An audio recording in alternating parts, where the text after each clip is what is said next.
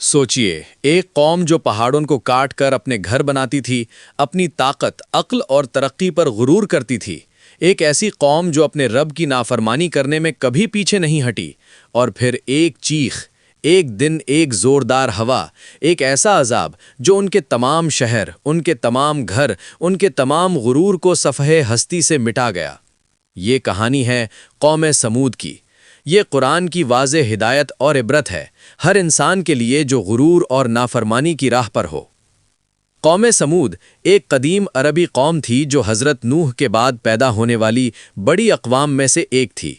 یہ لوگ الحجر کے علاقے میں آباد تھے جو آج کے سعودی عرب کے شمالی علاقے میں واقع ہے۔ یہ قوم اپنی مہارت کے لیے مشہور تھی۔ پہاڑوں کو کاٹ کر گھر بناتے، مضبوط اور خوبصورت تعمیرات کرتے، زمین اور قدرتی وسائل پر عبور رکھتے۔ ان کی زندگی میں دولت، طاقت اور ترقی کی کوئی کمی نہیں تھی، لیکن غرور نے ان کے دل اندھا کر دیا تھا۔ وہ اپنے رب کے حکم اور پیغام کو نظر انداز کرنے لگے تھے۔ اللہ تعالیٰ نے قوم سمود کی ہدایت کے لیے حضرت صالح علیہ السلام کو نبی بنا کر بھیجا۔ حضرت صالح علیہ السلام نے فرمایا، اے میری قوم، اللہ کی عبادت کرو، اس کے سوا تمہارا کوئی معبود نہیں، زمین میں فساد نہ پھیلاؤ۔ لیکن قوم نے غرور اور تکبر سے جواب دیا، کیا ہم تم جیسے ایک انسان کی بات مانیں؟ کیا تم اللہ کے نمائندے ہو؟ حضرت صالح علیہ السلام نے صبر کے ساتھ انہیں نصیحت کی، لیکن قوم کے دلوں میں نافرمانی کا بیج بو چکا تھا۔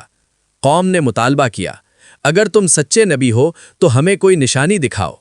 اللہ کے حکم سے ایک اونٹنی پیدا ہوئی جسے قرآن نے بطور معجزہ بیان کیا۔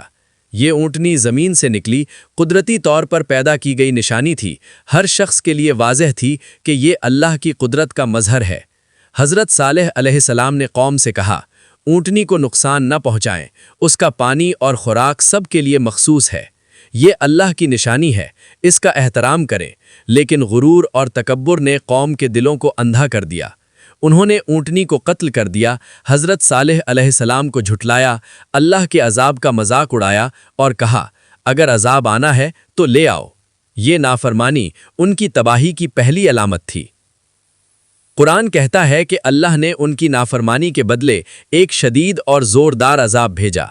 یہ عذاب تھا ایک چیخ، ایک زوردار ہوا جو 8 دن اور 7 راتیں مسلسل چلتی رہی۔ زمین اور پہاڑوں کو جھکا دینے والی طاقت، ہر گھر، ہر شخص، ہر غرور کو مٹا دینے والی۔ نہ پہاڑ نے کام دیا، نہ مضبوط گھر، نہ طاقت اور دولت، سب کچھ تباہ ہو گیا۔ قرآن میں اس کا ذکر ہے تو وہ اپنے گھروں میں اوندھے پڑے رہ گئے جیسے وہ کبھی موجود ہی نہ تھے۔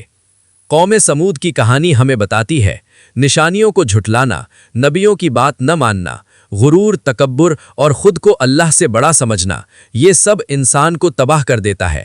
یہ سبق صرف تاریخی نہیں بلکہ ہر دور کے انسان کے لیے ایک وارننگ ہے۔ جو لوگ اپنی طاقت، دولت اور عقل پر غرور کریں اور رب کی ہدایات کو نظر انداز کریں، وہ بھی انہی انجاموں کا سامنا کریں گے۔ یہ کہانی قوم سمود کی نہیں بلکہ ہر اس قوم اور فرد کے لیے ہے جو غرور اور نافرمانی کی راہ پر ہو۔ سوچئے، کیا ہم بھی آج اپنی زندگیوں میں ان کی غلطیوں کو دہرا تو نہیں رہے؟ اللہ کی نشانیوں کو پہچانو، نبیوں کی بات سنو اور غرور و نافرمانی سے بچو۔